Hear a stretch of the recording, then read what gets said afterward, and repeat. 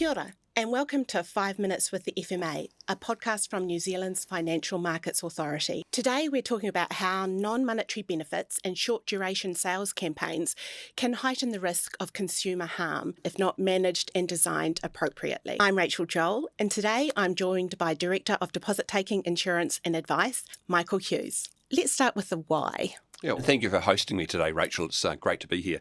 Look, under CoFI, insurers have a certain amount of responsibility, and the responsibility sits with the Fair Conduct Program. And the Fair Conduct Program must include effective policies, it's got to include effective processes, systems and controls for designing and managing incentives. And it's really, really important. We expect insurers to go through and mitigate or avoid any actual or potential adverse impacts or effects that these incentives might have on the interests of consumers, so far as reasonably practical.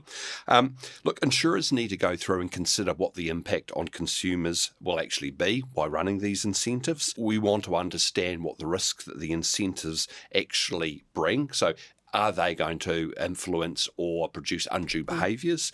Are they going to create conflicts? Ultimately, whether consumers will be treated fairly, and that's really, really important. Insurers also need to consider the inherent risk to consumer interests. So, is it going to go through and sway behaviours, etc.? Yeah? And if insurers decide to go through and run these types of incentives, we expect them to be able to show us, and demonstrate quite clearly what the controls are and how do these controls work in practice. So with this work, you're looking to understand whether insurers had the right policies, processes, systems and controls in place and were managing those risks? Yep, look, very much so. So we engage with insurers to actually understand what types of soft commissions they offer, how they design them, how they manage these benefits and the campaigns, and also, how do they take into account consumers' interests? And that's really, really quite critical. So benefits and campaigns themselves can create conflicts of interest. We know that, yeah.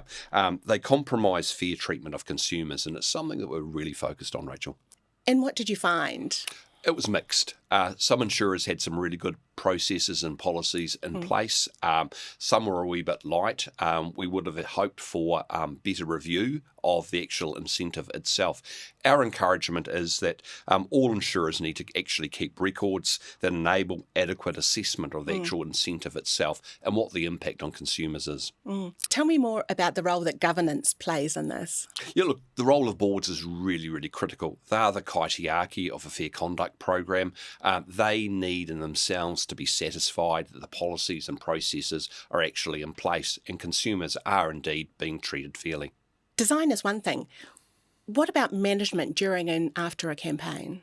Yeah, look, certainly some insurers went through and took a very active process. They monitored throughout the entire campaign, so looked at the actual whole end-to-end process, including what the outcomes were. Also, there was a tranche that did not actually go through and even consider the intermediary in their role.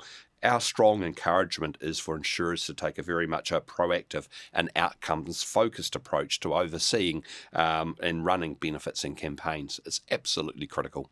What about incentives that involve intermediaries? Look, insurers are responsible for ensuring fair treatment of consumers, even when intermediaries are involved. That responsibility can't be delegated at all. However, we do recognise that if the intermediary is a financial advice provider, fair treatment is in fact a shared responsibility. When do incentives cross the line?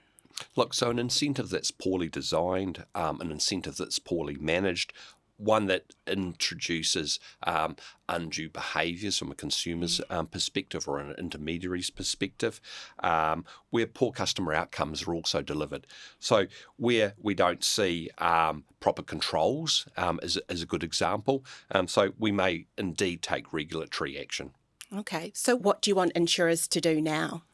Look, our ask of insurers is to actually have another look at the incentives that they're offering. Make sure that they're designed appropriately, make sure that they're monitored, make sure that they're reviewed. So have a look at that entire life cycle. It's absolutely critical.